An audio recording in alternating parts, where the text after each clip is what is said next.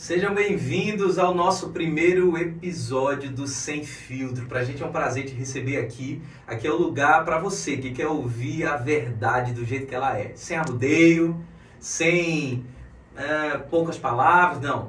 É sem filtro. A gente vai direto ao ponto, com um papo reto e direto pra você. Meu nome é Erivan, eu tô aqui com a Débora. Olá! Nós estamos estreando o nosso podcast aqui. A primeira coisa que eu quero te pedir é compartilhe esse podcast com o maior número de pessoas possível. Manda para 5, 10, 200, 300 pessoas.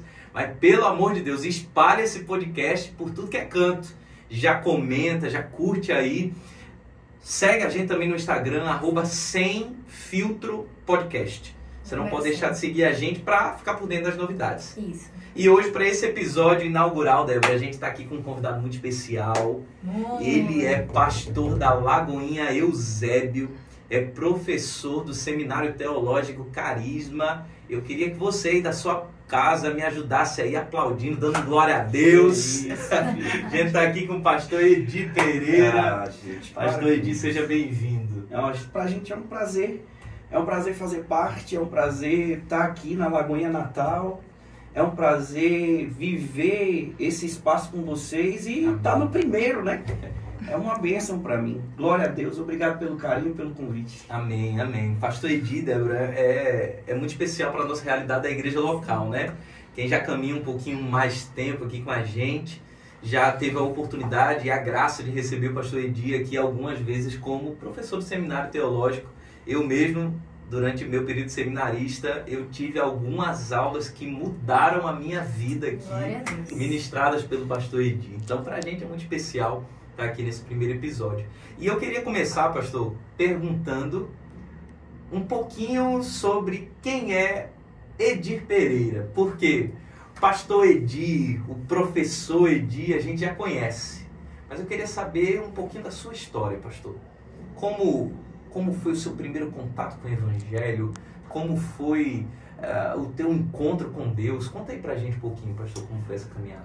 Gente, eu vim de uma origem muito simples, né? Nasci em Fortaleza, mas muito novo fui levado para uma cidade chamada Canidé, que era a cidade onde a família do meu pai vivia. Canidé é uma cidade muito idólatra e a gente viveu um tempo lá. Quando a gente volta para Fortaleza, meu avô, por parte de mãe, era um pastor batista. E a gente viveu toda aquela vida de escola dominical, toda aquela rotina de filho, né, de neto de pastor. E depois minha mãe se torna pastora, então havia sempre aquela cobrança, tem que estar em todos os cultos, tem que horário de manhã da escola dominical, sempre houve essa pressão e querendo ou não, também houve um desgaste do meu coração em relação a essa de rigidez, porque uma coisa é você fazer por prazer, outra coisa é você ser levado à obrigação de fazer, porque sua mãe te disse, você vai e pronto. E você é criança e adolescente. E durante um tempo, apesar de ter aceitado a Jesus genuinamente, num culto de um tio meu pregando, ele falando sobre a cruz, e eu entendi a mensagem da cruz com 7 anos. 7 anos eu levantei a mão chorando. Fui lá para frente chorando. Eu tenho lembranças desse dia, eu me ajoelhando dizendo, eu sou um pecador. Olha, imagina, um menino de 7 anos tem uma consciência de pecado e de que Cristo estava me salvando ali, porque eu estava aceitando Ele no meu coração. Nunca esqueci disso, sou muito grato ao pastor Bosco, que é meu tio. Ele era um pastor batista na época e ele com uma mensagem linda de Jesus. E a minha vida foi sempre lidando com essa rigidez. Então eu tinha que mostrar para todo mundo que eu era o filho da pastora. E minha mãe sempre foi uma mulher de oração, de revelação, do manto. Mas ao mesmo tempo no meu coração, sabe, eu era obrigado, eu não tinha prazer naquilo. Então eu me tornei de verdade um adolescente, eu posso dizer, sem caráter. Sim. Entendeu? E isso foi muito difícil para mim.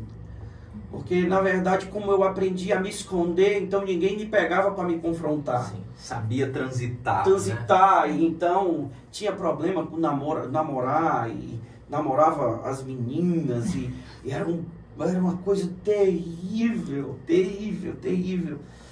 Mas um dia, eu costumo dizer assim, não é que... E não existe, gente, segunda conversão, amém? Não existe. Mas um dia, Deus me confrontou das minhas coisas. Num acampamento em que eu disse para Deus, olha, Deus, eu quero que tu me uses. Tinha um homem sendo usado, ele era usado no dom profético, mas assim, de um jeito que eu nunca tinha visto. De uma forma assim. E eu olhava para aquele homem e aquilo foi gerando um desejo dentro de mim. E eu olhei para ele e fiz uma oração. Digo, Deus, está vendo esse cara? Eu quero mudar de vida, mas se tu vai me usa desse jeito. Eu quero que tu me use assim. Deus foi e disse assim, como? Se você não é verdadeiro em nada do que você faz. Como se você não é honesto. Como se você não tem ninguém para liderar você ou para governar a sua vida. Como se você não se submete às pessoas. Não é à toa que eu sou professor de submissão e autoridade. A minha vida inteira Deus me confrontou sobre isso. E a primeira coisa que eu disse para Deus foi, se eu mudar, me faz viver o que esse homem vive. Fala comigo da mesma forma. Eu quero ter o mesmo fogo que eu estou vendo queimando dentro dele. Eu quero que tu faça queimar dentro de mim. Eu tinha 14 anos quando isso aconteceu. 14 anos. Eu chorava. Nunca esqueci do tema do acampamento. Parece coisa de assembleiano já, porque eu já tinha saído da linha batista. Sim. E a gente já estava batizado no Espírito Santo e o tema era terra, receba. Parece assim, né? Eu achei super. Mas sabe o tempo necessário, o tema necessário, o lugar certo. Eu vivi uma transformação naquele tempo. Aleluia. Eu chorava. Eu já namorava com a minha esposa, já após 14 anos, eu comecei a namorar com ela. E os dias se seguiram e eu ia namorar e eu não conseguia nada. Eu não conversava com ela sobre nada, a gente não ia assistir filme, não ia ter a vida de namorado, de adolescente. Não, a gente só chorava diante de Deus e pedia a Deus para que Deus mudasse a gente. Porque a forma que a gente estava vivendo estava tudo errado. Tudo errado. Tudo errado. E essa loucura do evangelho, né, pastor? Se eu não me engano, Agostinho de Hipona, ele fala isso, né? Feriste meu coração com a tua palavra e eu te amei. Nossa. Essa é a reação do coração do homem quando ele é confrontado pela palavra de Deus, pelo verdadeiro evangelho. A espada do evangelho fere o homem, mas o homem volta para ser ferido.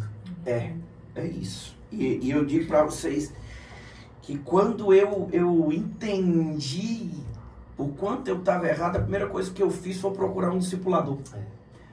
Eu procurei um cara que fosse alguém que não viesse passar a mão na minha cabeça. Sim. Que não me olhasse como o filho da pastora. Falasse o que precisava ser dito. E que eu pudesse dizer para ele o que eu estava fazendo de errado. Sim. Porque eu me expus muito, fui muito defraudado. Não fisicamente, mas eu, muito novo, tive acesso à pornografia, muito novo, fui ensinado a fazer coisas erradas. Então, e eu precisava contar, eu precisava que alguém orasse por mim. Eu precisava sair desse lugar, porque eu não queria mais me esconder. É isso. E essa minha ânsia de ser liberto me levou a uma oração que minha mãe fazia toda sexta-feira na igreja. O nome da igreja era Igreja do Evangelho Pleno. Essa igreja marcou minha vida, minha adolescência. Sou grato a Deus por essa igreja lá em Fortaleza. De verdade. Porque eu estava nessa oração, nesse círculo de oração. E eu estava pedindo a Deus, com 14, 15 anos, Senhor, me livra o meu coração, minha mente da pornografia. Eu não quero mais andar com isso, porque eu não quero mais me esconder. Faz alguma coisa comigo. Faz alguma coisa comigo. Na hora que eu terminei de orar, a mulher se levanta.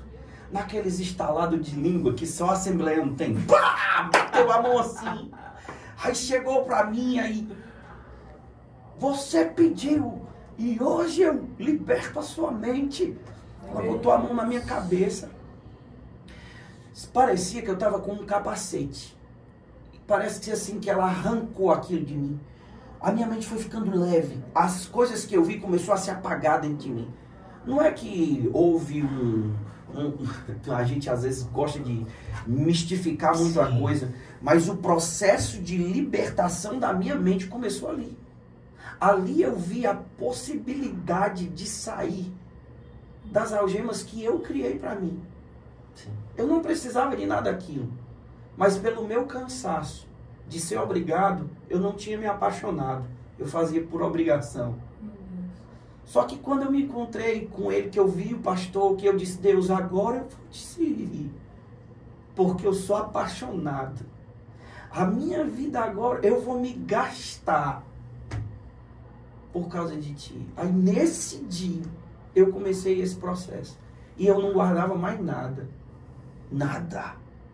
Eu chegava em casa, mãe, aconteceu isso assim, e ela vem cá, deixa eu orar por você, e eu vivi um processo, fiz vários processos de renúncia, pastor Edi, sim, fiz, de contar, de confessar coisas, de chegar, e fiz com minha mãe, e pedi minha mãe para ela trazer um homem, para minha mãe ouvir, mas um homem, um pastor, também, para orar por mim.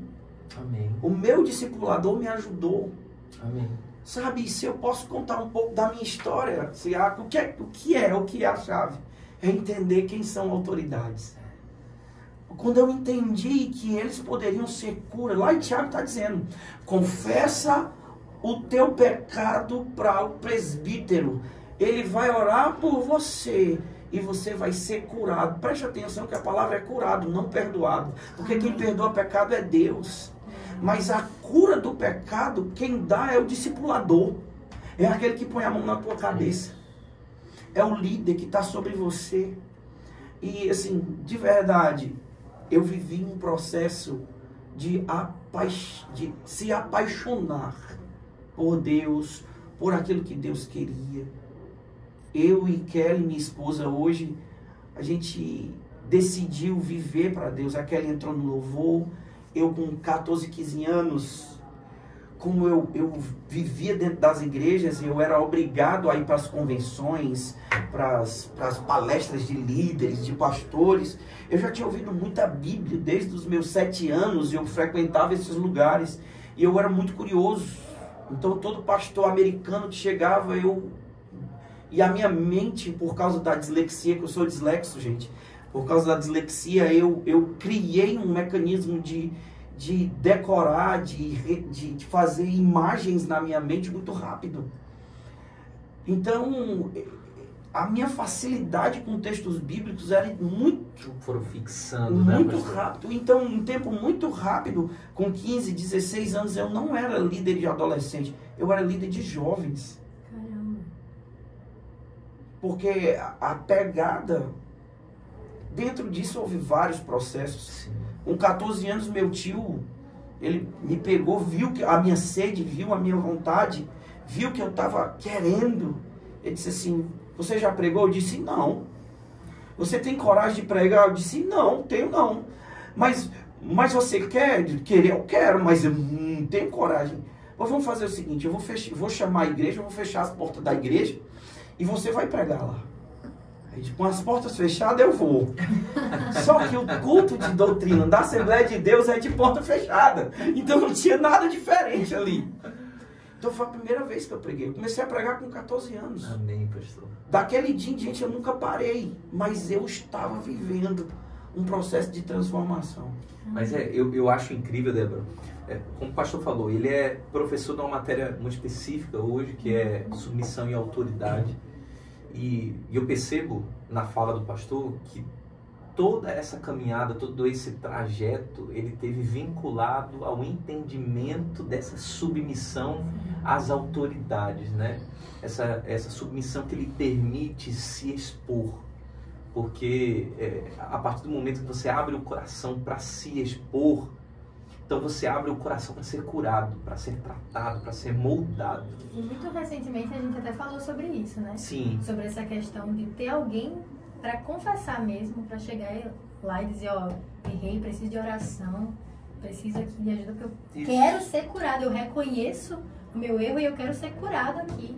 E como a gente está no podcast sem filtro, né, pastor? Então, às vezes a gente precisa falar algumas verdades. Talvez seja um dos problemas dessa geração. Sim. Talvez essa geração ela tenha uma dificuldade muito grande de se submeter, de reconhecer a autoridade, se submeter. Por isso não é curada, por isso não rompe, por isso deixa de viver aquilo que Deus tem para ela. Porque quantos pastores a gente vê com ministérios enterrados antes de nascerem? Com certeza. Porque não se submetem, né? Então, o pastor acredita realmente que essa questão de entender muito cedo a submissão e a autoridade, o pastor acredita que foi um dos caminhos que Deus colocou diante do Senhor para acelerar os processos? Eu, de verdade, eu acredito muito nisso, sabe? Porque eu só vi mudança quando eu vi alguém, quando eu aceitei alguém comigo, quando eu aceitei alguém para orar por mim, quando eu deixei e me expus a alguém e ele disse, olha, você errou nisso, você errou naquilo. E todo o processo de libertação da minha alma, eu não tinha demônio, mas eu tinha algemas na minha alma. Eu tinha um orgulho tão absurdo que eu não aceitava que ninguém botasse dedo no meu rosto. Mas pastor, eu era arrogante. Por quê? Porque eu fui criado dentro de um berço de igreja. E se alguém quisesse fazer qualquer comentário da Bíblia, eu mastigava o cara. Porque eu sabia a Bíblia. Hoje eu não sei mais nada. Amém? Já entendi que eu não sei nada. Mas antes eu dizia que sabia a Bíblia. Antes eu dizia que podia. Quando eu entendi que não. É isso, pastor. E que eu podia viver esse processo. Agora sim, incentivo a todos a traçar uma trajetória dessa. De verdade, façam. Mas acima de tudo, por favor, tenham certeza a quem vocês vão abrir o coração de vocês. Amém. Tenham absoluta certeza que essas pessoas estão habilitadas a colocar a mão em vocês. Tenham total certeza que eles vão impulsionar vocês para o lugar onde vocês precisam chegar. Eu não gosto de usar a palavra sorte, porque sorte é uma coisa que para nós isso não existe. Mas eu tive a bênção de Deus colocar na minha frente pessoas que puderam sim, de verdade, me tratar, me impulsionar e não quiseram me segurar. Amém. Mas olharam para mim e disseram assim, você pode, você consegue, eu vou te dar o que você precisa e você pode correr na minha frente. Amém. E isso eu vivi. E sim, eu acredito que pessoas são usadas, lideranças são usadas. Nós precisamos aprender o nosso lugar de submissão, reconhecer as pessoas e aprender com elas. Amém, pastor. É necessário ter esse entendimento, até mesmo colocado pelo apóstolo Paulo, né? Que ele se coloca como tendo os outros como superiores a ele mesmo. Eu acho que quando o líder ele tem essa visão de que qualquer um que o Senhor coloca sob o pastoreio dele, sob o cuidado dele, na verdade é para que ele o perceba superior a ele mesmo. Você só pode servir aquele que você percebe superior. Então você tem que se colocar na posição de servidão, porque foi isso que Cristo fez. Sua aula de ontem tratou muito sobre isso, né, pastor? Eu lembrei, agora o pastor falando sobre o dedo na cara, e um trecho da aula de ontem, vou te dar um spoiler, tá? Só para você vir fazer carisma. Não devia, mas vou dar spoiler. O pastor Edi falava um pouquinho na aula sobre o quanto nós não suportamos que os outros venham, coloquem o dedo na cara, falem, mas o nosso Senhor se submeteu muito mais.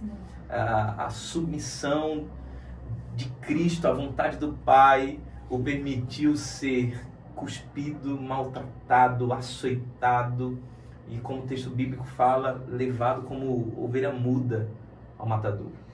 Então, a gente precisa aprender um pouquinho mais com isso. Com certeza, com certeza, com certeza. E eu acho que é um grande problema, assim, da minha geração, falo, porque é um problema do ser humano, mas eu vejo que a minha geração, os jovens de hoje são muito arrogantes, não aceitam ser corrigidos, não aceitam estar errados, não aceitam reconhecer o erro, né? Nem se submeter. São muito rebeldes. É isso mesmo. Querem sempre estar, eu sei demais, eu posso fazer sozinho, eu consigo sozinho, eu não preciso de ninguém. Eu vejo muito isso. É isso mesmo, é isso mesmo. Pastor, e caminhando mais um pouquinho, o pastor falou um pouco desse iniciozinho, quando o Senhor lhe encontrou, mas quando nasceu a consciência do chamado, porque eu acredito que o chamado ele nasce junto com você. Com certeza. Mas a consciência do chamado, eu acho que ela é ministrada pelo Senhor no decorrer do tempo, né? Quando nasceu essa consciência, esses chamados? Eu vou voltar de novo aos 8 anos de idade, vou voltar de novo a um ciclo de oração, a uma vigília, e eu brincando com um carrinho no chão do lugar da vigília, e os irmãos orando, e um pastor chamado Salim, nunca esqueci dele, um senhor com um rosto muito, muito bonito, um olho claro, um bigodinho. Olha, eu tinha 8 anos, eu não esqueço do rosto dele. Um sorriso largo. Ele olhou para mim e disse: menino, eu vou te levar aos 4 cantos dessa nação. E tu vai falar a muitos. Os homens vão dizer: como pode um menino falar dessas coisas? E ele entregou esse recado para mim, e eu vou te fazer um pastor. E ele entregou isso para mim, essa palavra profética. Eu olhei para ele, eu comecei a rir, porque não tinha diagnóstico para dislexia. E eu já estava num processo indo para o 3º psicólogo, fisioterapeuta, não sei como é o nome que se dá, não me lembro agora ao certo. Psicopedagogo. Sim. Pronto, veio aqui. E eles fazem os testes para saber, e eles não estavam trazendo um diagnóstico. Entendeu? Porque era uma doença, ou uma síndrome, eu não sei como é que a gente pode chamar, acho que síndrome, né? Sim. Moderna para a época, a dislexia. E isso era algo... Só que eu era muito limitado na leitura, na escrita, e quando ele disse isso, eu comecei a rir. Ok, eu vou ser pastor, não consigo ler 4 versículos inteiros, mas ele está dizendo... Sabe, a gente às vezes ri das coisas, mas Deus é que fala, né? Deus é que sabe. E depois de todo esse processo que eu já contei para vocês, eu casei e essa palavra nunca se apagou dentro de mim. E aí eu fui para todas as rotinas de igreja. Eu fui do som da igreja, eu soldei cabo, eu ajudei minha esposa com ministério de dança, eu era líder de jovens. Então eu sempre tive, né, nas estações da igreja, porque tinha uma sede, tinha uma vontade de servir a Deus, eu queria servir a Deus. Mas eu achei um lugar para me esconder, que era a mesa de som. Fiz os cursos, sabia mexer nessas mesas, nessas coisas. Era bom, não era o melhor, mas eu dava o meu jeito. E na mesa de som, num culto, numa pregação, Deus começou a falar comigo. Por que você está se escondendo daquilo que eu te falei há muitos anos atrás? Como se eu tinha apagado, mas ele nunca se esqueceu. E ele falou comigo, só eu e ele. Não foi ninguém. E eu comecei a chorar. E aí, eu para tentar obedecer, né, eu digo, e aí, o que é que eu vou fazer? Seminário Batista. Fui, me inscrevi no seminário, fiz 2 anos de seminário Batista. E esses 2 anos foram bons, mas sabe quando você tá num lugar e que você não... Tá bom, vamos lá, mas... E começou as caravanas do Diante do Trono. E a gente pegava um ônibus, gente, de Fortaleza, 3 dias e 3 noites, para chegar no início do congresso lá, virava noite, era um negócio. E na segunda vez que eu fui para a caravana, chegou um encartezinho, um panfletozinho, Seminário Teológico Carisma. Minha mãe ainda era viva. Eu segurei o encartezinho assim, aí disse assim para ela, tá bom, mãe, se eu vou ser pastor como Deus disse, eu quero fazer esse seminário aqui. Aí mostrei para ela. Isso já era assim um negócio. Eu vou botar algo impossível. Pronto. Vou jogar lá pra cima. Vou jogar lá pra cima, porque... Gente, a vida da gente é assim, né? A gente faz as coisas, a gente fala as coisas e a gente esquece do que fala, mas Deus não. Meu Deus. O tempo passou. Minha prima, um carinho demais por ela, Priscila, foi para Belo Horizonte e adivinha o seminário que ela foi fazer? Carisma. Ela pegou as primeiras turmas, fez os 2 anos lá. E eu já estava, quando ela voltava, eram 3 dias, eu sentado com ela, bebendo de tudo que ela conseguia dizer. Porque eu achava cada palavra, eu digo, nunca ouvi isso. Peraí, fala de novo. De novo, e eu queria ouvir. É isso aí, eu nunca ouvi, volta de novo. E ela, chegou uma hora que ela disse assim, eu não consigo te explicar, tu vai ter que ir. Eu digo, eu não tenho como ir. E o chamado já estava queimando, agora eu já tinha entendido. Aí, quando ela termina o curso, aí ela olhou para mim e disse assim, primo, diga meu primo, eu vou ser ponte para você. Eu vou renovar o contrato de aluguel do apartamento em Belo Horizonte. Eu vou deixar as coisas que eu comprei dentro do apartamento. Meu Deus. Agora as passagens você vai ter que conseguir. E se manter aqui também. Você aceita a proposta. Aí eu disse assim, não sei, porque eu não tenho dinheiro. Eu estava com um filhozinho já, de 1 ano e 4 meses, 1 ano e 5 meses, que era o Caleb. E era muita coisa para decidir. E eu orando e perguntando para Deus, e aí minha esposa já... E aí, Deus falou alguma coisa? Eu digo, não. Aí um dia, a gente estava indo para a casa da minha tia, para um almoço, um jantar, não me lembro ao certo. Sei que eu estava dentro do carro dirigindo e tinha uma música da Fernanda Bru. Eu vou, né, nas nações, não sei o quê. Eu vou. Aquilo, meu filho começou a balbuciar. O quê, macho? E aquilo começou, aquela música começou. Eu comecei a chorar dirigindo o carro. A esposa foi, amor, o que é que está acontecendo? Eu digo, amor, Deus falou comigo. Nós vamos ter que ir para Belo Horizonte. Nós vamos ter que vender tudo. Nós vamos ir para lá. E aos nossos olhos era impossível, porque não tem como se manter. Não tinha como.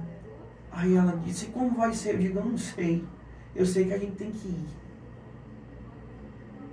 E isso a gente trabalhando pela igreja. Isso a gente metido nas coisas, em tudo dentro da igreja. Tudo a gente estava dentro. Que a gente vivia a igreja, eu e ela. Aí ela olha pra mim e aí eu digo, tá decidido. Ela foi e disse assim, tá bom, então eu vou vender as coisas. E a gente começou a encaixotar tudo. E aí a gente tinha que ir pro nosso patrão, que era o mesmo. A gente trabalhava no mesmo lugar, numa escola. E a gente chegou lá para pedir as contas.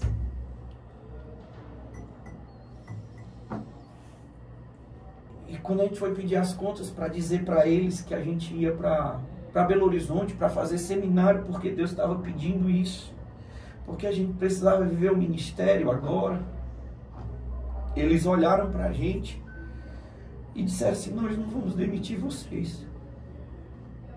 No começo eu me espantei, digo: não faça isso não, eu preciso do dinheiro da rescisão, porque eu preciso comprar as coisas lá, eu preciso me estabelecer lá, eu preciso botar o carro na cegonha, eu preciso ajeitar algumas coisas para levar o Caleb para lá.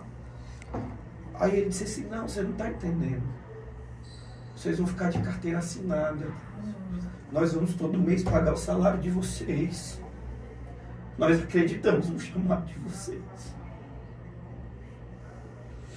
Ainda bem que o nome é Sem Filtro, né?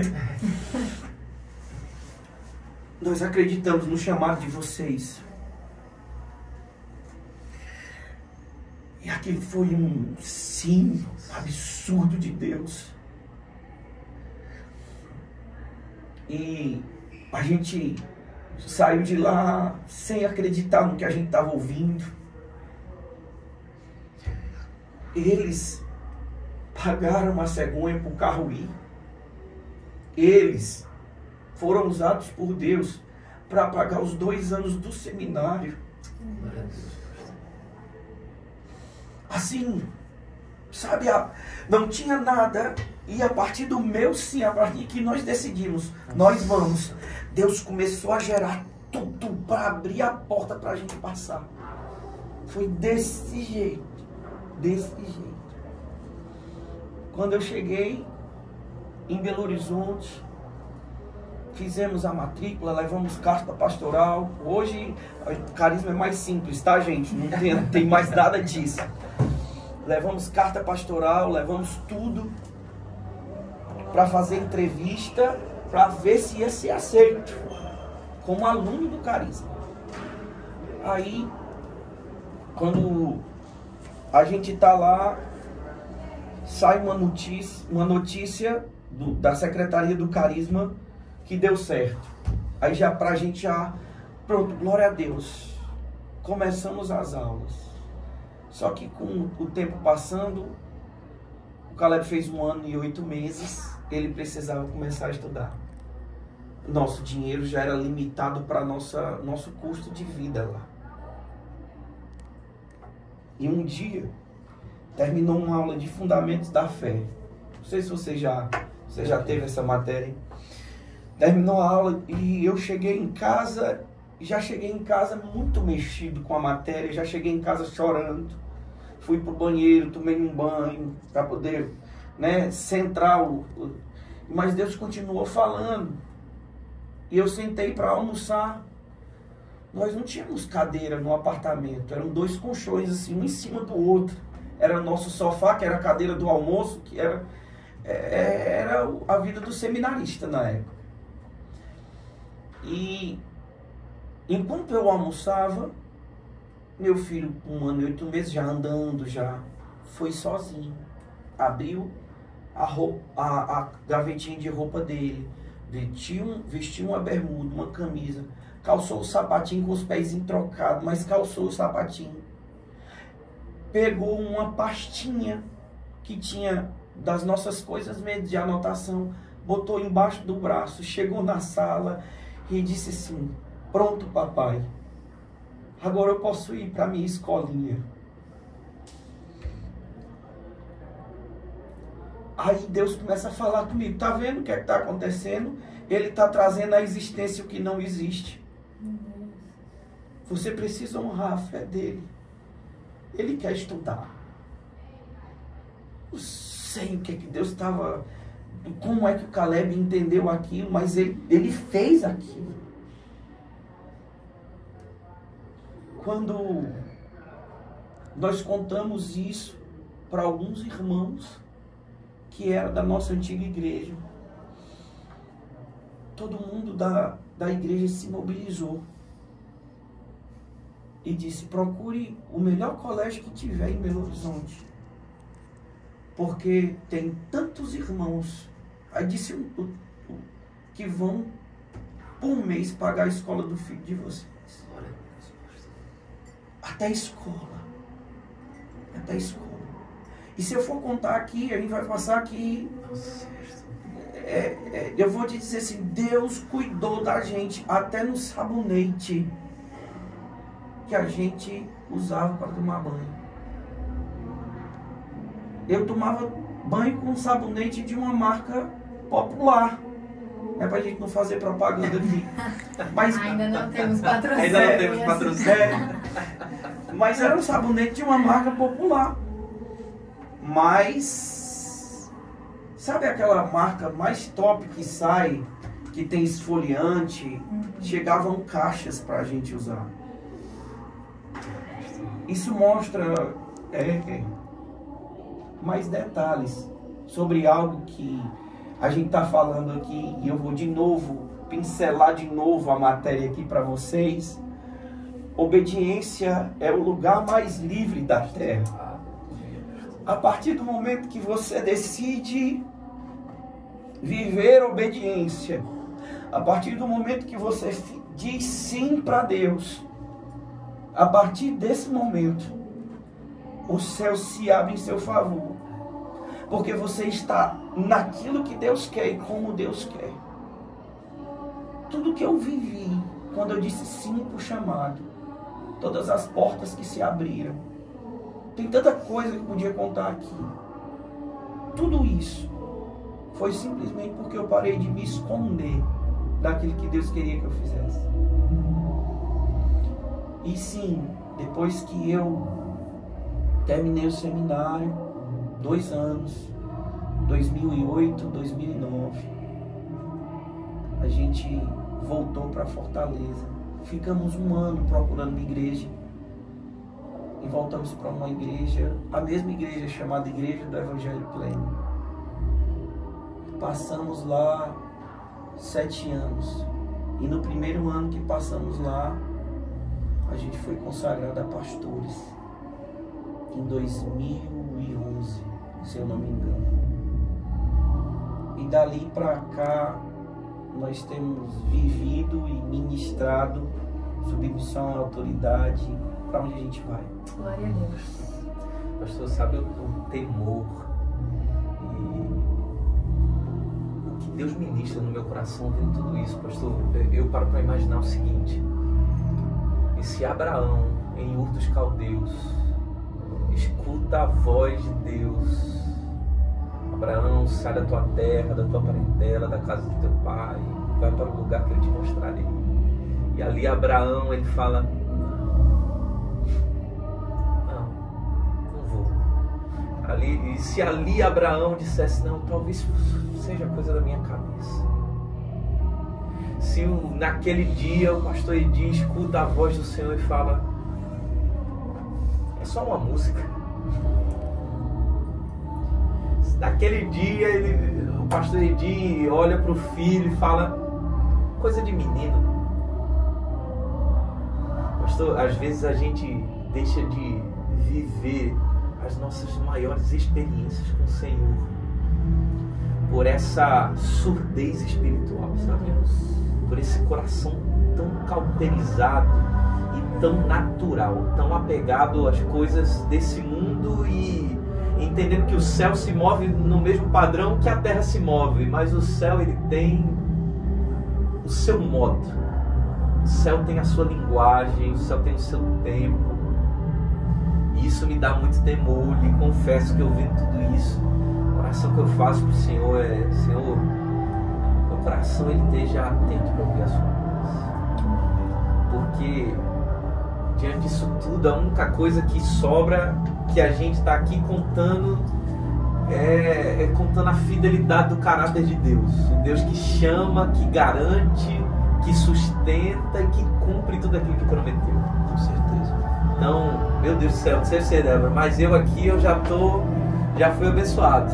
Eu não sei se você que está assistindo, não sei como é que você está, mas eu aqui já estou querendo me jogar aqui, meu Deus do céu. Isso, né? Além de ouvir, além da sensibilidade para ouvir, a ousadia de dizer: não, eu vou depender 100% do Senhor. Porque sair da sua terra, levar sua família, seu filho, tudo, e vou depender 100% aqui do Senhor. Porque o Senhor vai vai fazer. Eu escutei um homem de Deus falar sobre isso há alguns dias, pastor, falando que nós ansiamos pelo milagre, mas não queremos depender do milagre. O pior lugar que nós, como seres humanos, podemos estar, humanamente falando, é o lugar desesperado por um milagre.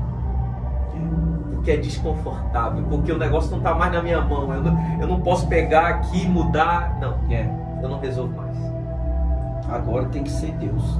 Ou é Deus, ou é Deus. Ou é Deus, não posso fazer nada. Só pode ser Deus. Amém, pastor. Glória a Deus. E fala pra gente um pouquinho, o pastor já falou desse momento do carisma. Eu tenho uma dúvida sincera, Tá. como seminarista, inclusive. Pergunte. Qual foi a matéria que mais mexeu com você nesses 2 anos de seminário Que eu fiz lá. que o senhor fez? Gente, Isso é bom. é muito complexo essa pergunta, mas a primeira matéria, ela mexeu muito comigo porque que é Cristo aquele que cura. Porque a estrutura da matéria é muito simples, tá certo? Mas a forma que ela é aplicada, ela me quebrou. Sim. Porque a gente é ensinado a vida inteira a entender que ou você serve a Deus por bem ou por mal, ou pela alegria ou pela dor. Mas aí a pessoa pega uma doença, não foi Deus que te deu essa doença para que tu venha servir a Deus. Então tinha na minha teologia que Deus traria doença. Então toda a estrutura dessa matéria, ela traz um olhar a respeito que Deus quer o nosso bem. E não tem nenhum olhar a respeito de Jesus, se dizendo que então Jesus trouxe lepra para aquela mulher, ou Jesus trouxe doença para aquele povo, ou Jesus, para ensinar o povo, amaldiçoou ele com doenças.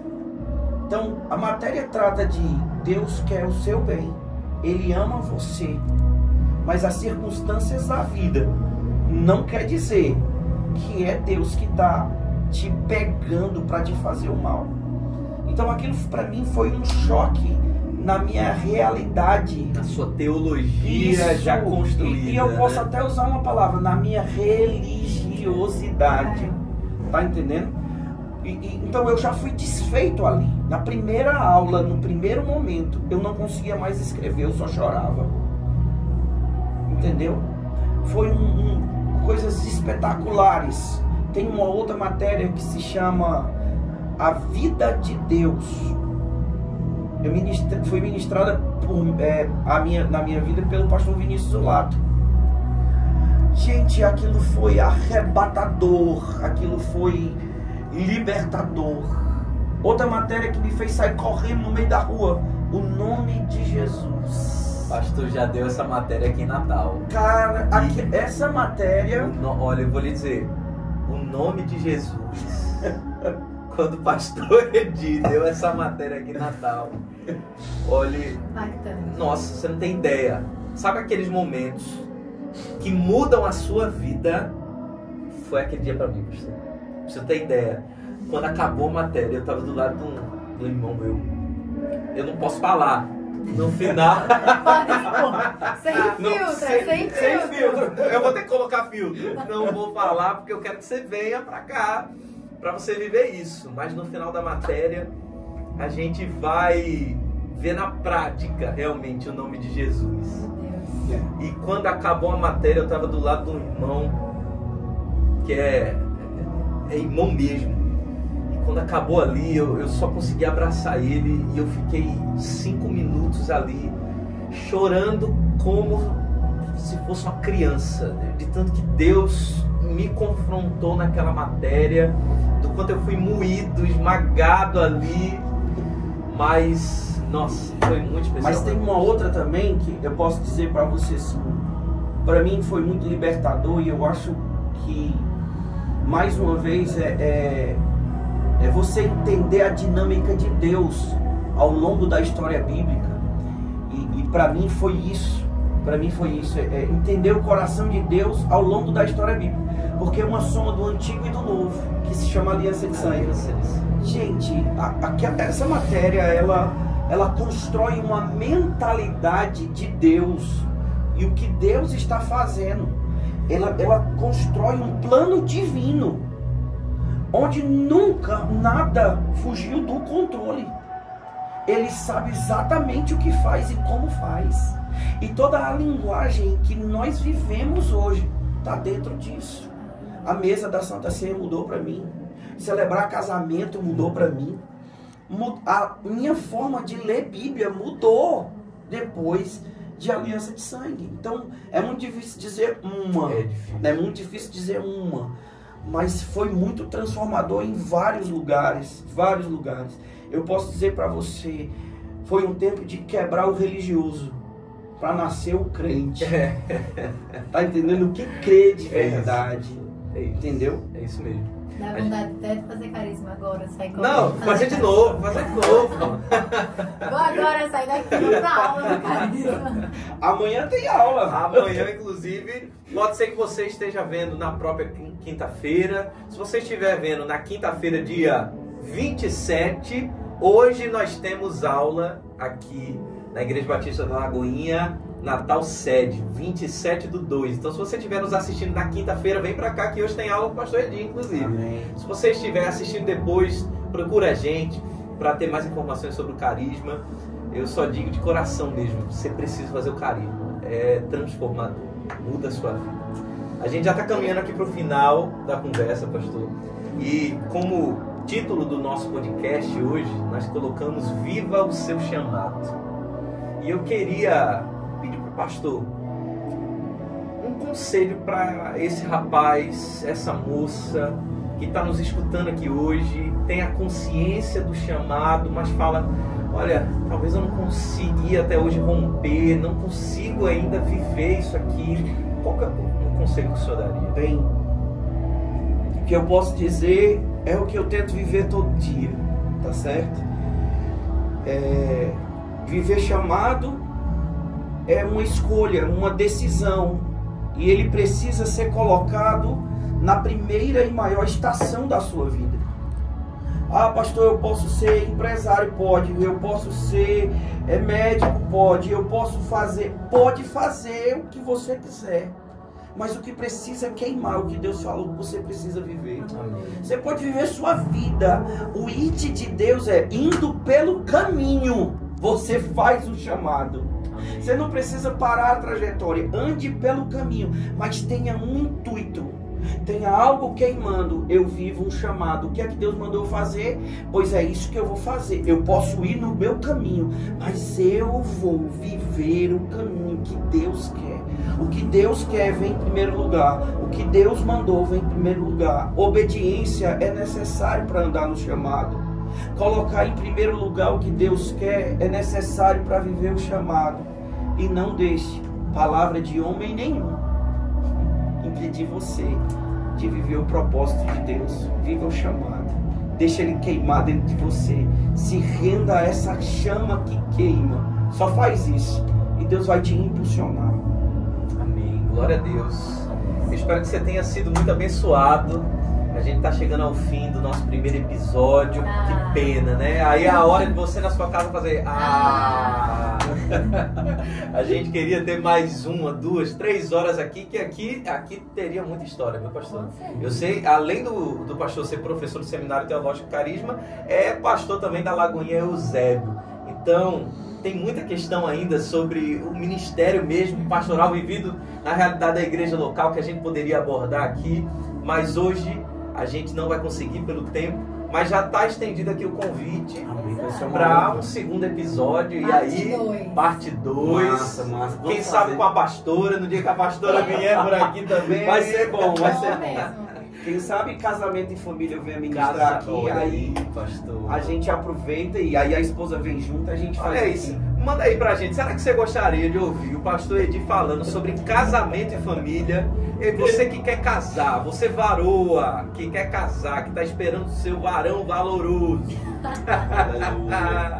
Manda aí pra gente, você quer ouvir o pastor Edir falando sobre casamento e família? Se vocês comentarem muito, né? A Curtirem gente mostra bastante. pra ele, ó, o povo quer. Vai depender do engajamento aqui O povo no nosso tá primeiro episódio. querendo. Mas amém, pastor. Queria agradecer a sua presença aqui, pastor. Eu, particularmente, fui muito abençoado Amém. aqui nesse tempo. A nossa oração é que o Senhor sustente a sua casa, o seu ministério, o seu chamado. Que o pastor possa romper, fluir cada dia mais. E saiba que o pastor é canal de bênção aqui. O pastor tem uma casa aqui no Rio Grande do Norte. A gente ama demais o pastor, a sua família. A porta está sempre aberta. Amém, pastor.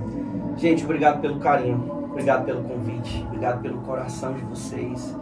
Foi maravilhoso, foi leve, foi gostoso falar, foi bom sentir a presença de Deus nesse lugar, nessa mesa.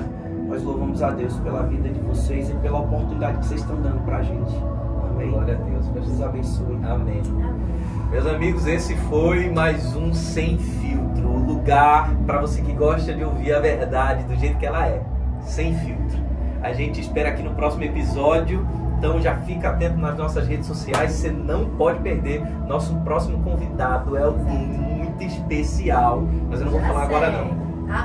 @semfiltro, numeral sem filtro podcast no Instagram. Fica ligado que a gente vai soltar o nosso próximo convidado, você não pode perder. Tamo junto, que Deus te abençoe e até o próximo podcast.